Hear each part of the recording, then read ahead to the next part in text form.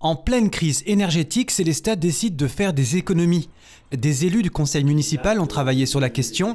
2 leviers vont être activés, chauffage et éclairage public.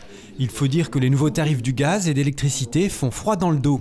Le gaz, l'appel d'offres a été passé au mois d'août 2022 pour 2 années. Donc on est passé de 16 € le mégawatt à 245 € le mégawatt. Et sur l'électricité, pour l'éclairage public, on passe à plus 160%.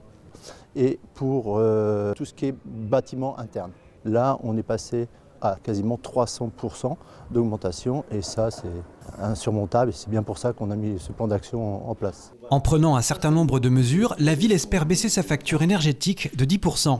Avec des petits gestes, comme par exemple couper l'éclairage public dans certains secteurs, notamment le parc d'activité nord, qui est quand même un grand domaine, du côté de la gare où c'est faisable, puisque là on a fait des travaux relativement récents. Il y a aussi l'éclairage l'illumination des bâtiments publics qu'on va arrêter à 22h30 jusqu'à 5h du matin. La lumière sera carrément coupée dans les bâtiments publics, que ce soit les écoles, les gymnases, les bureaux, à partir de 22h30 jusqu'à 5h du matin. Pour ce qui est de la température, évidemment, on s'aligne sur ce qui est fait ailleurs, c'est-à-dire 19 degrés dans les bureaux. On baisse la température aussi dans les écoles quand ils ne sont pas utilisés. Les salles de sport également, on diminue un peu la température. Alors la piscine, on va diminuer d'1 degré la température de l'eau, on va diminuer d'1 degré la température de l'air. Ce sont de petites économies. Malgré tout, en cas de froid intense, des mesures plus fortes pourraient être envisagées. Peut-être qu'on sera amené à fermer la piscine, à fermer les infrastructures sportives.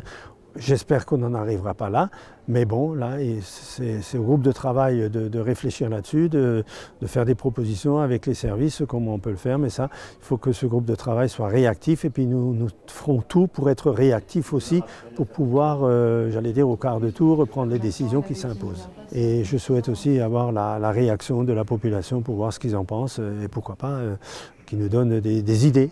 Nous sommes prêts à les prendre. Pour rappel, la ville de Célestat est déjà engagée dans la transition écologique depuis plusieurs années. Ce n'est pas depuis maintenant que la crise est connue que la ville de Célestat fait des efforts, parce que je rappelle quand il y a déjà presque une dizaine d'années, on avait réfléchi à la mise en place d'une chaufferie biomasse qui permet notamment aujourd'hui de pallier notamment l'utilisation de gaz. Chaufferie qui alimente le CSI, le centre sportif intercommunal, qui alimente le collège Montel, la piscine des Remparts, ainsi que le lycée Schwilgé. D'autre part, on a également mis en place une réhabilitation énergétique de 13 bâtiments communaux, dont les écoles. Ces travaux ont été réalisés cet été, parce que bon, ça aussi, c'est pas quelque chose qu'on peut, comme ça, en claquant des doigts, le mettre en place. Donc ça fait déjà 5-6 ans qu'on y travaille.